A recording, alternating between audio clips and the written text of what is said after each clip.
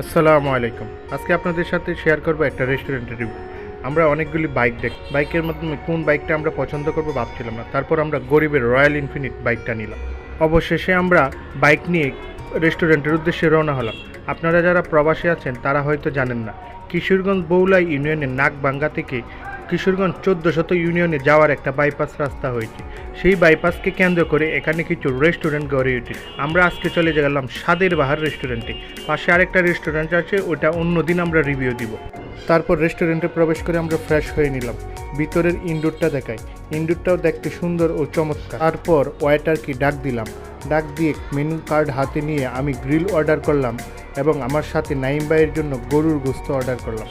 আমি অবশ্যই গরুর লাল বোটা অর্ডার করতাম, কিন্তু আমার পেটে বেশি খিদা ছিল, অর্ডার দিয়ে আপনাদের উদ্দেশ্যে হাই দিলাম। তারপর আমরা খাবার আসার জন্য অপেক্ষা করলাম, কিন্তু খাবার আসতে যেই সময়টা বিলম্ব হয় এটা সত্যি বিরক্তকর। অপেক্ষা আর ভাল লাগে না। দেখুন চেহারায় অপেক্ষার একটা ছাপ বেশি আছে। অবশেষে আমার জন্য গ্রিল এবং নাইম ভাইয়ের জন্য গরুর কালাবোনা দিয়ে গেল। গ্রিলটা ছিল সিনার অংশ, স্বাভাবিকের চেয়ে গ্রিলটা অনেক বড় ছিল, কিন্তু কালো বোনাতে মাংসের টুকরো ছিল 6 পিস। এরপর আমরা খাওয়া দাওয়া স্টার্ট করলাম।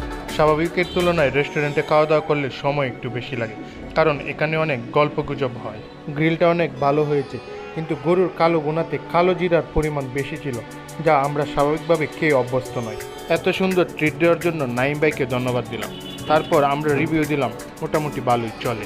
তারপর আমরা তাদের ফ্রিজে কিছু দেশি বিদেশি কোল্ড ড্রিঙ্কসের কালেকশন পেলাম, কিন্তু মজু না থাকায় আমরা বাহির থেকে কোল্ড ড্রিঙ্কস খেলাম। স্বাদের রেস্টুরেন্টকে আল্লাহ হাফেজ বলে আমরা বাড়ির উদ্দেশ্যে রওনা দিলাম। আবার দেখা হবে নতুন কোনো ভিডিও নিয়ে।